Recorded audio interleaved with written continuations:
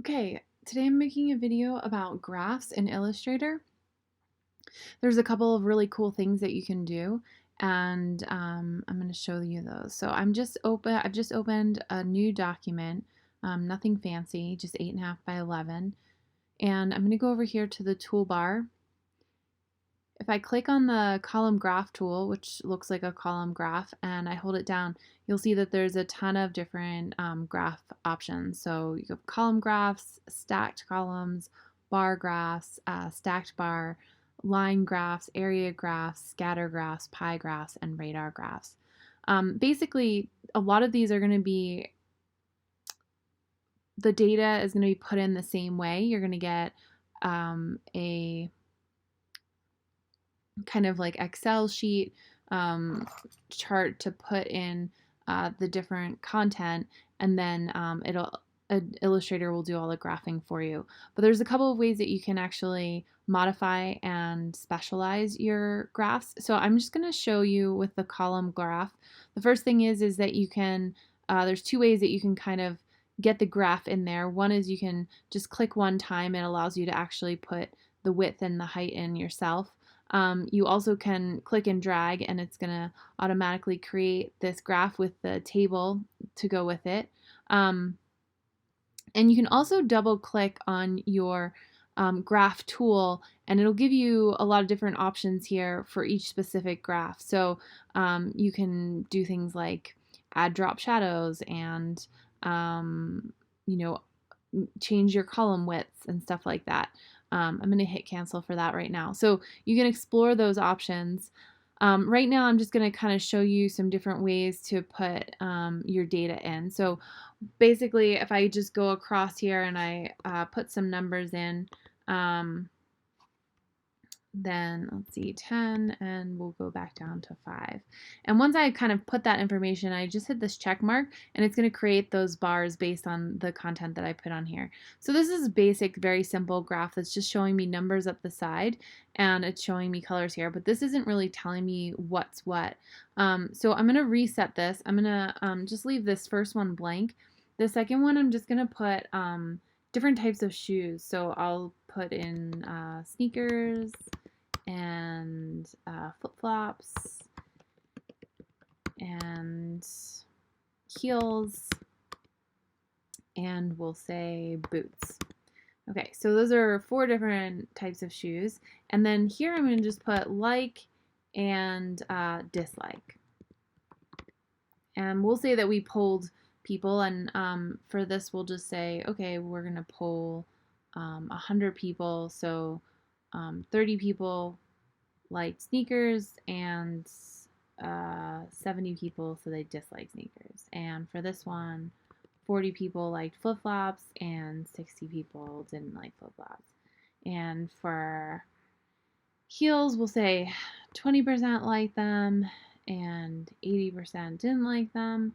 And then for boots, we'll say 80% liked them and 20% didn't like them.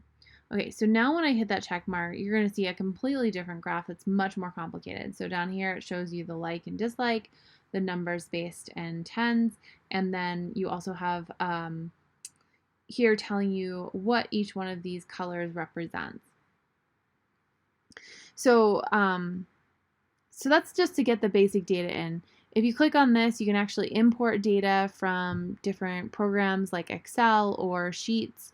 I'm going to link an article from Adobe that kind of gives you very much like detailed information that we don't necessarily need to talk about in this video. But if you do kind of bring in data from another document, maybe you copy and paste it in here, and let's say it comes in just the wrong way, you can click on this transpose option, and you can see that it changed it. It's not changing the actual, well, it's changing the graph. So instead of it showing like a color for each of the types of shoes, it's putting those shoes on there. And so if you accidentally put it in backwards, the content, you can hit this transpose option, and that's going to change your graph so you don't have to retype everything. You can adjust the cell style. So more talking about like the actual number of digits.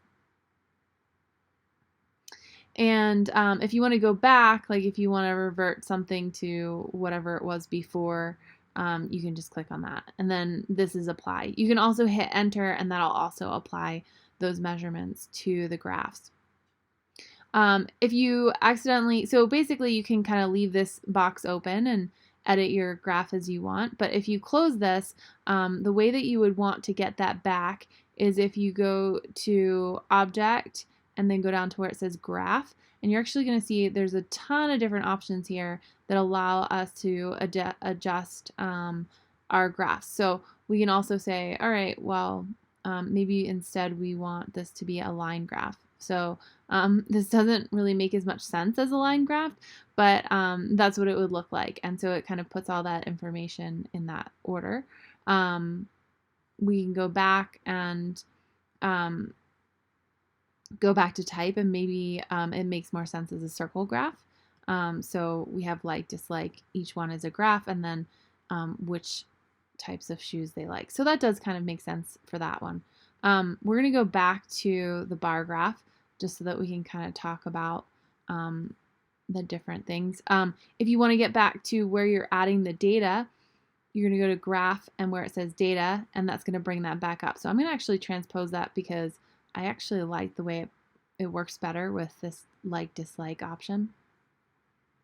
And then you'll also notice there are some other options. So I'm going to close out of that again. I'm going to go to Object, Graph. You'll see that there's this option for design here. This is a cool option that I'm going to kind of show you how that works. So basically, let's say I wanted, let's say I don't have it right now, but let's say I wanted to kind of add like shoes to this, and I wanted to show it based on like shoes instead of just a plain bar, but I'm just going to use a star as an option. So what I'm going to do is I'm going to create this star. I'm just going to make it black for right now, or actually I'll add a color, why not? So I'm just going to make it green, and I'm going to select it, and I'm going to go to where it says Object, Graph, and Design, and I'm going to hit New Design. I already made one of these, so I'm going to just rename this and say green star. Okay. Okay, so now what I would do is I can just delete that, but I'm going to select my graph with my black arrow. I'm going to go to Object, Graph, and go to where it says Design, and I'm actually going to choose that green star, and I'm going to hit OK. Whoops, sorry. I think I did something wrong there. I think I go to Graph, Column, that's what I want to do, and then I choose green star. You'll see here it says column type, vertically scaled. I'm actually going to say repeating. This is just going to give me a repeating star. Each design represents, I'm going to say 10 units. So basically that means that for every 10 people that like or dislike, it will have a green star. So what you can do is you can kind of expand this, and but the only problem is that once you expand it, you can no longer use it like a graph. So you want to kind of try and make changes to it otherwise, but I can also select individual parts here. So I'm having to select this. I'm going to go to Object and expand. This is going to turn each one of these things into individual things. I'm going to also have to ungroup them. After the graph is ungrouped, you will no longer be able to access its graph styles, its data, and change its graph designs. So once you do that, you kind of are working with this just like a shape, just like any other shape. So it changes a lot. So here actually, this is nice because what we've got going on here is that the like versus dislike, we can change the color. So the stars are still there, and that looks kind of cool. So I might leave it like that, but there's obviously lots of other things that you can do. Another thing that I kind of want to show you that is kind of a popular graph right now is if we use the pie graph tool And I'm just going to hit OK to this size. I'm going to just put some measurements in here.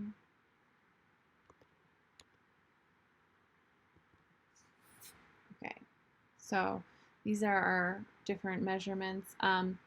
And what I said before is once you kind of have this and you've got all the proper things in here, you can go rogue and I can just expand it. So I'm going to just close out of that, hit expand, and then I'm going to get my circle tool.